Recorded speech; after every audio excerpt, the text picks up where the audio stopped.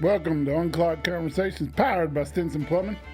Today, we're going to talk about tree roots and sewer lines and the dangers of the wintertime, especially. Wintertime is when we see the most tree roots. Been seeing a lot of them here lately. It's when the trees are not growing on the top, they're growing underneath the ground. They go looking for that water. So I got Connor joining me today. We're going to go over a few questions that are commonly asked and some things that we see and some ways to prevent it. And so, welcome, Connor. How are you doing today? I'm good. How are you? Good. Good. So you came to me and said, "Hey, let's do one on tree roots." We're hearing a lot about tree roots, so a lot of stopped up drains and stuff. So, what are we hearing? We're getting a lot of questions about a lot right now is why do we get tree roots in our sewer systems and what causes it, and more of the questions are like what will it cost. And so obviously we can't give a price up front because we really don't know. We can get ballpark figures and stuff. Right. Yeah, ballpark is good, but you kind of really, I guess wouldn't know really until you get down in that system. Yeah. It's case by case. Everything's different, depending upon the depth and the kind and the ground and the soil. And so, but we can cover all that. We can go through all those and talk about why and where and what the most commonly seen things are. So, perfect. That sounds good. I can start it off with a question here. Yeah, let's see what. When homeowners hear tree roots in sewer line, which I'm sure is a big shock when they hear it. What do they usually assume, and what do they get wrong when they assume that? Well, most of them think because I don't have a tree, shouldn't have tree roots. Tree roots can come. I've seen them grow all the way across the street. They can be not even a tree in your yard. You can get them from bushes. A lot of your crepe myrtles have them. The only way they get in your line is if you got a crack, a break, or separation of some sort. And that's what most people don't understand. And it doesn't matter if it's a 2-year-old house or a 80-year-old house, and it doesn't matter if it's PVC or cast iron, or it can grow into anything. As long as there's a break where water can get out, roots will get in because they sense that water. They look for that water. Like I said, especially in the wintertime, because that's when your roots are growing. When your leaves are not growing anymore, the roots are growing. And so when the roots, they go looking for the water to basically hibernate for the winter to grow bigger. All right, perfect. So that kind of gets me into a big question. So what are you said it doesn't really matter the type of material, but what is the most common material here in North Texas? PVC and cast iron. It depends upon the age of your house. Cast iron is anything pretty much from 75 to mid 50s. It's 40s were used cast iron, even before that, but that's what you mostly see here. PVC is anything after that. There were a few types of sewer lines that were ran in the yard during that time, 60s through 70s. They were made out of a paper material, a recyclable early material. You don't see a lot of that anymore. Most of that's been replaced because it crushed real easy.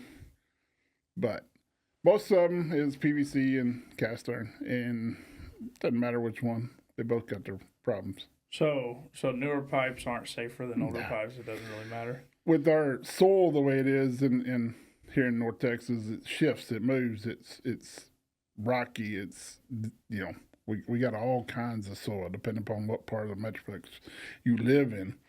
And so you can, if you got really rocks and stuff, cast iron, PVC, all that can rub against them rocks over time and movement because the earth is constantly moving and crack. Installation's a big part of it, especially on newer homes. People think they bought a newer home, 10-year or less home. I shouldn't have any problems. If it was installed, not the best professionally way, where it was not under a lot of pressure, was bedded in well, then it can, erosion and stuff will leave voids and stuff, and it can crack. And then you'll get, most PVC cracks on the fittings. It doesn't actually break on the pipe, it's the fittings. Because the fittings are molded, and so when they get pressure on them, they crack right at the joint of the hub. And so that's where you get your breaks and your cracks, and then it starts slowly but surely letting roots in, and the roots make the crack bigger and bigger and bigger. Awesome. So here's the big question. How do you diagnose roots in a sewer system? Well, I mean, first is the sewer backs up. You go to flush that toilet and it won't flush. Or you flush the toilet, you start getting water inside your shower and tub, and hear gargling. Then you know you got an issue. Generally, if you got PVC, you shouldn't have an issue unless you got a break. And so then once it stops up, you call your plumber. They come out, they'll run some sort of machine, either a cable, like it's called snake, a cable type machine, or a chain knocker type machine, or even a jetter. And you'll get the blockage open, and then you can run a camera and see what's going on in there. But a lot of times when you run on a cable type snake, you'll pull back the roots, and then you know immediately you got roots. So what does that, I mean, like percentage-wise, how often does it come back? I mean... Oh, it'll come back every time if you don't repair it. So what does it look like when, what do the tree roots look like when you They just look like little spider webs or something, and originally that are protruding into your sewer system, and eventually... there's a picture on one of our social medias of Scott holding about a 6-foot long root ball that we pulled out. And so eventually it'll just continue to grow down the sewer line and continue to, if you let it go long enough, it'll fill the entire sewer full of roots and just grow all the way down. So what's the next step? We've already run the camera, or you run the cable machine or auger machine, then you run your camera, then what's next? What's the next step? Well, then you got to locate exactly where it is and then evaluate what's the best option. Do we just do a partial repair where we dig up spot repair, and where we dig up and we just cut out that broken area and replace that broken area with fittings and get you back to close as new as you could possibly be? Or do you how severe is it? Do I have breaks that, like if it's clay tile, which is one we didn't really mention before, if it's clay tile or cast iron, you could have breaks at every joint. Clay tile and cast iron, the way they put them together, over time, the joints in between each pipe can erode and let roots grow in that way. And so if it's when you run the camera and you see every 5 to 10 feet see roots, then it's time to replace the entire line. And it's generally more cost effective to go ahead and replace it than to just repair that one bad section. If it's PVC, 99% of the time you can just repair that one bad area. So if you just repair that one area and blockage is completely through and all that, what's the risk of it coming back? Very minimal, especially on PVC type system where you just repaired. Now, if it's cast iron or clay or some other, older material, there's a chance it's going to find another weak spot. But PVC, you generally can get away with just doing a repair. And then there is pipelining. We don't do it at this point in time, but you could pipeline just a little small section and make that repair. All right, perfect. What's the risk of hydrojetting if the pipes are old? Is there a risk there? If you cause more damage by hydrojetting than what's already there, then your pipes are in very bad condition. So it's already too late at that point. If you run a hydrojetter down there and you cause more damage, people get scared of that because they hear high pressure water, which it is. It's anywhere from 3,500 to 6,000 psi, depending upon how big the jetter is and where they run it at, what psi they run it at. That's a lot of pressure, but it's in a very small. You're talking little bitty streams of little bitty pinholes inside that head that are spraying out that high pressure. And there's all kinds of heads. There's spinner heads. There's heads with chains. There's all kinds of heads you can put on jetters to help clean out the lines and stuff. Jetter is not my favorite way to handle roots. I prefer a cable or a chain knocker type. Jetters will get. I like jetters for where you have bellies and you have sludge, or you have a lot of grease built up, or those type scenarios. But a lot of companies just fall back on the jetter because it's easier, I guess, and it's some people say it's the best way to do it. Roots, I don't agree. Roots are going to come back no matter what. No matter if you put a jetter, you put a cable, you put whatever, they're coming back. Grease, bellies, jetter is the way to go because you can get that line clean. It'll last you longer than it ever will with the cable. Awesome. So, I mean, that kind of answered everything else. To answer my next question, like, what's the difference between just jetting it or snaking it? Which you kind of went over, the differences and why you prefer what you like. Yeah, and I mean, it's preference. I mean, like I said, some companies will tell you only need a jet. I mean, that's only because they want to. That's their preference and their key way of doing it. We have drain cleaning has always been one of my favorite things to do. I did it a lot when I was a young plumber. So I consider myself pretty good at it, and it's always been kind of like a challenge. It's can I get this line? And there's been some lines that I've worked on for hours trying to get open, just trying to help the customer out, and those I think are it's challenging, and once you do finally get it, it's rewarding. Right. But it will come back. I mean, if you got a blockage, unless it's just a fluke thing where somebody flushed way too many toilet paper or Fenneman products or something just crazy, if you got a drain issue, 90% of the time, it's coming back. There's a bigger problem.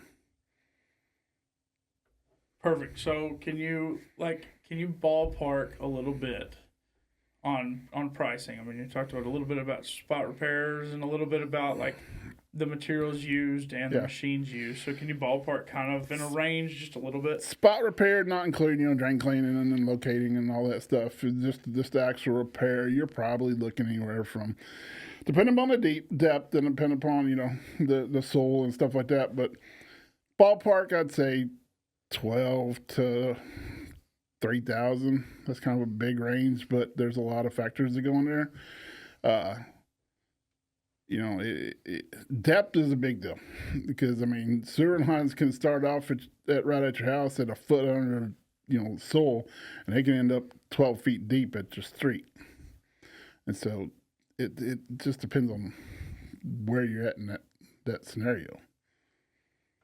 So with the customers, I mean, $1,300 to $2,000 or $3,000. I mean, it's spot repair. You got to have it done, or you're just not going to have. Yeah. Running. I mean, you can keep running the cable down there and get it cleared out. Right. I mean, just time. Yeah, but eventually you're going to end up having to pay for it. If you're paying $400, $400 to $500 for somebody to come out and clean your sewer line every time, it don't take very many times to pay for getting it repaired, and then you don't have to worry about the headache of backing up on Christmas Day or something like that. Right. This always happens. So here's the big thing. This is what I think a lot of people, I mean, plumbers understand this, but I think a lot of our homeowners who watch this kind of don't understand this, and this is a big thing that, like, we take pride in, I would say, is, so, you're paying for an experienced plumber to come out and do a job that not a lot of people can. Mm-hmm. But what else is your money getting? So, I mean, what else do we have in the value of the price of what we do? Well, you get the experience, like I said, but also having the proper equipment. I mean, you can go to Home Depot and you can run a sewer machine, but it's never the quality of sewer machine we have. We have multiple size heads, and we got different, like I talked about, chain knocker. Chain knocker is probably one of my favorite routes. A lot of times I'll take and I'll clear the line with the cable type because it's stiffer and gets the line free. Then I'll use a camera and a chain knocker to run it down in there and just sit there and work on them roots and get as many of them roots out of there as I can so that I can buy you a few more months. But that's the value is if you, and that's what you want to make sure when you're hiring a plumber is that you're not just getting a drain cleaning and popping it open and going on. You want to make sure that they're cameraing it and looking at it for you and showing you what's going on and show you that you got a problem and here's what your problem is and here's what the resolution to fix it is. Because there's a lot of companies out there that will be cheaper. You can call around and you get all the prices you want. And they'll say, yeah, we can do a drain cleaner for less than $200. They're not going to camera, and they're only going to run down there until it opens up, and then they're done. Right. So is there any kind of warranty in when, like, if we do a spot repair or a sewer replacement? Is there any kind of warranty in our work? Yeah, we get a 1 year warranty on everything we do. 1 year material and labor, and then if you remember, that warranty extends. But you get a 1 year warranty on everything you do. So I mean, so paying for the licensed plumber is well worth it. Oh yeah, definitely. I mean, because you're going to guarantee one thing: they're licensed and insured by the state. Licensed by the state of Texas and insured. And plus, everything we do, we call 811 and make sure you got locates, because that's another issue. Somebody can cross bore into your sewer line, and you want somebody that's got the experience, because one of the big dangers out there right now is if they cross bore a gas line through your sewer line, and you run a cable down there with a blade on it, and you cut that gas line, there was a house in Midlothian that blew up, and it wasn't even the house that they were working on. It was the house across the street. I'm not sure how it happened, but it was pretty crazy. So they cross bored through the sewer line. Plumbing company came up there, hit the gas line, cleared the sewer, didn't even realize it. The other house across the street filled up full of gas, and somebody came home, opened the door, and it blew the house to toothpicks. Holy, that's crazy. So that's what you're paying for. That's what you want to pay for a licensed plumber too. That's why we run a camera. I would have ran a camera down in there and went, ooh. Right. We got a bigger problem. Right. We need to call a gas company. Call 811 too. Mm-hmm. That way you don't find those rainbow roots. Well, I mean, that's when you're digging, but when you're doing, the problem with these, and we get a letter from Atmos all the time saying you need to locate before you drain clean. There's no way to do that, because once it's full of water, you can't see down there. Right. But you can run down there and get it cleared, and then run a camera and see if you see that bright yellow pipe in there. Okay, perfect. So tell me some misconceptions, or I guess myths, about clearing a drain system. Like our friend company, Braino, something that rhymes with Braino. Yeah. Is there anything else like that kind of, like, some misconceptions or myths? Most people think it's just it's lower class people that do that, I think, and I think that's where really plumbing started, or really service type plumbing, because the whole sewer machine was created by the guy that owns, I think it's Rescue Rooter, and the electric machine, and he took a washer machine motor and put it on a drill snake because he was tired of digging up roots for his customer. He had to dig it up and make repairs because the roots were in line. He wanted to build something that would cut the roots. And so he went and invented that machine, and that's where we got the machines we use today. So I think the misconception is that it's a lower class of plumbers, when it's actually probably the ones that keep us one of the healthiest and sanitary ways there is, because it feeds, you got to keep the lines flowing. And you got to have the knowledge to do it. I mean, it's not just stick a cable down in there and poke the line open and then move on. Right. You got to know where it's at and what's affected and how I can fix it properly. And so I think that's one of the biggest misconceptions. So, I mean, so you're talking about, it's we keep it clean and all that. So what's the biggest risk if it remains untreated? Like, I mean, what's the worst case scenario? You can cause all kind of damage inside your house. I mean, you're getting raw sewage backing up all the time. You're getting that under your walls. You're getting that in areas that you can't reach, you can't clean, you can't disinfect. So, there's sanitary, obviously, reasons. It can cause damages to your house underneath, if the breaks are underneath the foundation and you ignore them and it continues to keep that area wet, then it can lift that area of your foundation up and cause foundation issues, which will cost you tens and tens of thousands of dollars to repair later on down the road. Out in the yard, it's not as big a deal other than just the stopping up, but especially if you got stoppage under your house, which happen. Those are more expensive to repair, but they do happen. Mostly what we've been talking about is out in the yard, but I've seen a lot of broken pipes underneath the house. So, what's your craziest root story or sewer line story as far as cleaning out roots in your sewer system? we didn't get it clean, but probably the craziest one, it was on a Christmas Eve night about 5 years ago, I guess. We ran the sewer machine, and at the time, I have a total of 250 foot of cable that you can run. I don't think I had that anymore, but I had 250 foot. We ran all 250 foot, and I still could not get the line open. These people lived way up on top of a hill, and we ran, and we added a cable, and we ran, and we added a cable, and we ran, and we added a cable. I went and got more cable from the shop, and we ran, and we added, and it still was backed up, and we did everything we could. I don't know where that sewer line went. I don't have a camera that far, but I don't know where that sewer line went, but I didn't have the cable, and we couldn't find a clean out anywhere. You're supposed to have a clean out every 100 feet max so that you can continue to move down the line and clean. They didn't. And finally, I just told them, y'all need to call somebody with a big jetter or something bigger than I got. What year was that house built?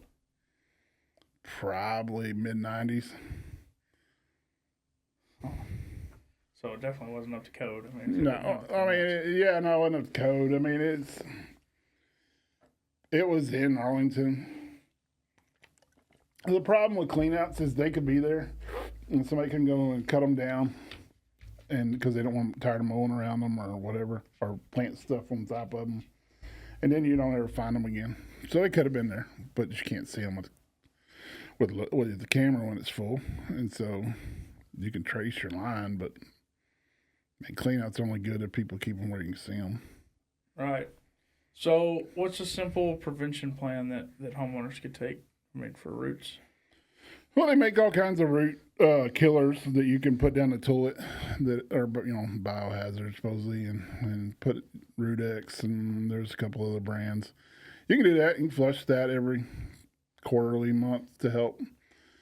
Biggest thing is to stay on top of it. I mean, if you start hearing gurgling and stuff like that, that's when you need to call a plumber. Don't let it become such an issue that eventually the roots get so big that, it stops the whole thing up. Generally, you have signs that it's giving you issues before people ignore it and don't want to pay attention to it, so they ignore it till it backs up completely. And if you just will hear the gurgles and then get your plumber out there to run the camera and do all that, you can generally save yourself some money by at least fixing it now instead of at 10 o'clock at night and in a hurry and stuff like that. All right, perfect. That's all I got. That's all you got? Pretty much answered what we've been hearing questions about. So right. That's it. Thank you for joining me today. Yes, sir. Of course. And thank y'all for joining us for Unclogged Conversations. Tune in every Friday at 4 p.m. 4 p.m. Don't forget to click like, subscribe, and comment. Leave us a comment. We're needing comments. And check us out on all the other socials. And thank y'all for tuning in. Larry with Stinson Plumbing. Y'all have a great evening.